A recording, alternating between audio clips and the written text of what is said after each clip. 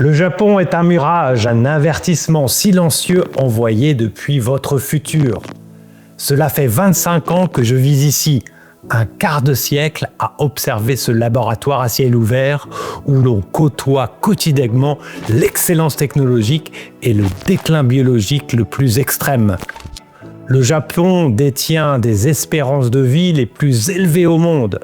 Mais cette longévité record s'accompagne d'un défi que la science moderne peine encore à contenir, une prévalence massive des troubles cognitifs liés à l'âge. Ce n'est pas un accident de parcours, c'est une conséquence biologique prévisible. Après 50 ans, votre cerveau peut entrer dans ce que l'on appelle un hypométabolisme progressif. Imaginez un moteur puissant qui consommerait toujours autant de carburant, mais qui perdrait 20 à 30% de son rendement. Avec l'âge, une forme d'insulino-résistance cérébrale s'installe. Les neurones deviennent moins sensibles au glucose. Ils ne sont pas morts, mais ils sont en sous-régime, incapables de maintenir leur structure. On vous dit souvent de ralentir, de lever le pied, de privilégier uniquement le confort.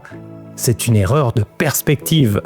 Car pour stimuler la plasticité cérébrale, notamment via la protéine BDNF, le cerveau a besoin d'un signal de rareté et d'intensité. Et parmi toutes les disciplines d'endurance, le cyclisme en dénivelé est probablement l'un des leviers les plus puissants pour forcer cette adaptation. Aujourd'hui, je vais vous expliquer la mécanique de ce reset neuronal et vous partager le protocole exact que j'applique à 50 ans passés. Ne subissez pas votre longévité, dominez-la. Bienvenue sur Japan D+.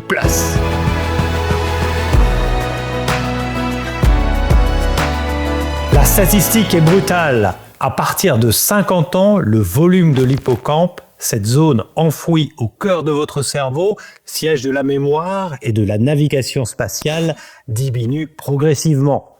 Chez une personne sédentaire, on estime cette perte à environ 1% par an. Le cerveau est l'organe le plus gourmand de votre corps. Il représente 2% de votre poids, mais accapare près de 20% de votre flux sanguin et de votre énergie. Quand l'efficacité de ce métabolisme décline, c'est toute la logistique interne qui s'effondre. Les mécanismes de maintenance cellulaire ralentissent. On voit apparaître une accumulation de protéines mal repliées, des sortes de déchets qui encrassent les synapses. La communication entre vos neurones devient moins fluide, la plasticité s'érode. Parmi les boucliers identifiés par la science, il existe une protéine clé, le BDNF, pour Brain Derived Neurotrophic Factor. Le BDNF agit comme un engrais pour vos neurones. Il ne se contente pas de protéger les cellules existantes, il favorise la création de nouvelles connexions et renforce la résilience face au stress oxydatif. Le problème fondamental, c'est qu'avec l'âge, votre production basale de BDNF s'effondre. Elle ne répond plus aux signaux de routine. Pour la relancer, votre cerveau a besoin d'un choc métabolique, d'un stimulus que seule l'intensité peut fournir. Alors pourquoi le Japon nous offre-t-il les meilleures clés de compréhension ? Parce que c'est un modèle de longévité poussé dans ses retranchements. Ici, on observe ce que les chercheurs appellent le paradoxe de la marche. Le japonais moyen marche beaucoup, ce qui assure une excellente santé cardiovasculaire de base. Mais la marche, bien qu'essentielle, est un stimulus de maintenance, pas de transformation. Les études longitudinales menées ici, notamment la célèbre étude de Isayama, ont mis en évidence un lien indéniable entre la résistance périphérique à l'insuline et le risque de dégradation cognitive. Cela suggère que le destin de votre cerveau est intimement lié à la gestion de vos sucres par vos muscles. Lorsque nous effectuons des efforts vigoureux, nous activons les fibres musculaires de type 2, les fibres rapides. Ces fibres, lorsqu'elles sont recrutées, libèrent des molécules appelées myokines, comme l'iricine. L'iricine a la capacité unique de franchir la barrière hémato-encéphalogène encéphalique pour aller stimuler directement la production de BDNF dans l'hippocampe. Autrement dit, c'est la force de vos jambes et l'intensité de votre effort qui envoient l'ordre de réparation à votre cerveau. La modération entretient la machine, mais c'est l'intensité qui commande la mise à jour du logiciel. Pendant des décennies, nous avons considéré le lactate comme un déchet métabolique, le coupable de nos brûlures musculaires. C'est une erreur historique. Grâce aux travaux du professeur George Brooks à Berkeley, nous savons aujourd'hui que le lactate est une monnaie énergétique d'élite. Et le premier bénéficiaire de ce carburant, ce n'est pas le muscle, mais le cerveau. Lors d'un effort intense, comme une ascension prolongée, vos muscles produisent massivement du lactate. Ce lactate est transporté vers le cerveau via des transporteurs spécifiques. Contrairement au glucose, dont l'utilisation peut être freinée par l'insulinorésistance, le lactate est absorbé avec une efficacité redoutable par les neurones en plein effort. Il fournit une énergie de secours qui permet au cerveau de maintenir sa vigilance et ses fonctions de réparation sous un stress élevé. L'exercice intense ne se contente pas de brûler des calories, il crée une véritable douche métabolique pour vos neurones.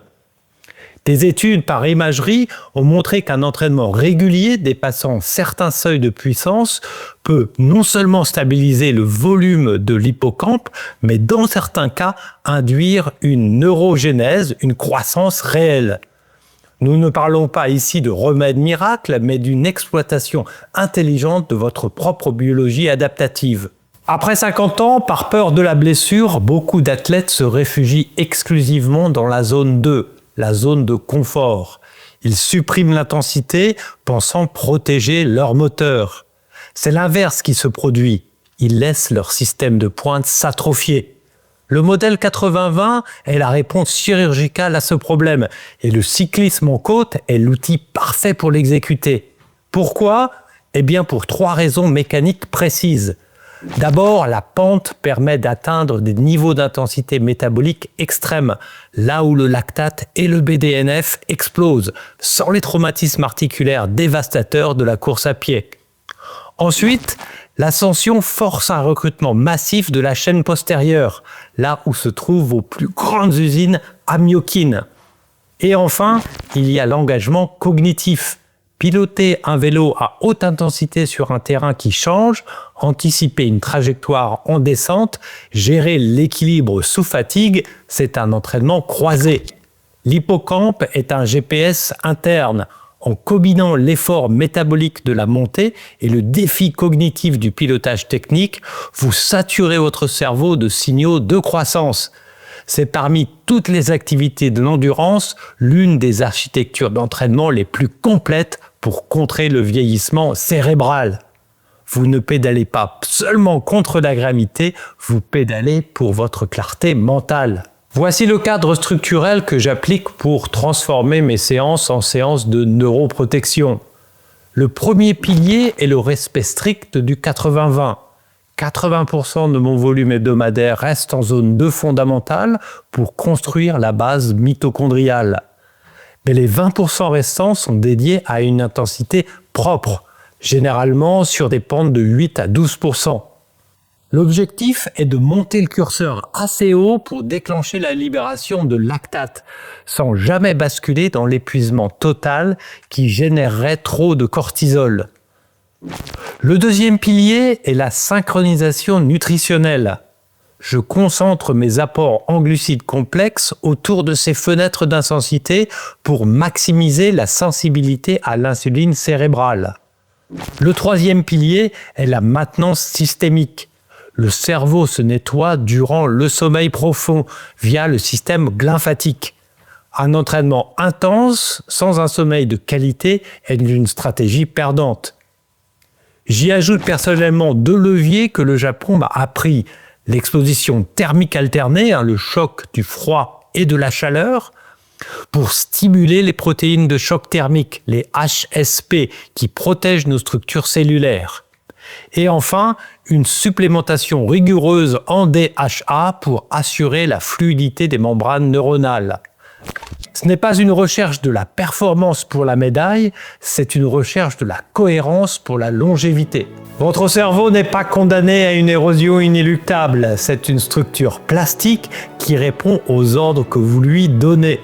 Si vous lui envoyez un signal de confort permanent, il interprète cela comme une fin de mission et commence à démanteler ses réseaux. Si vous lui envoyez un signal de défi, de dénivelé et d'intensité, il active ses protocoles de survie et de renforcement. Le quart de siècle que j'ai passé ici au Japon m'a montré que la vieillesse est souvent une accumulation de négligence métabolique. Mais la biologie reste une science de l'adaptation, même après 50, 60 ou même 70 ans. Ne soyez pas spectateur de votre propre déclin, changez le signal. Accumulez du dénivelé aujourd'hui pour investir dans votre lucidité de demain. Si cette approche scientifique de la longévité vous parle, rejoignez notre communauté. Abonnez-vous à Japan D+. Prenez soin de votre moteur, protégez votre esprit et roulez plus loin.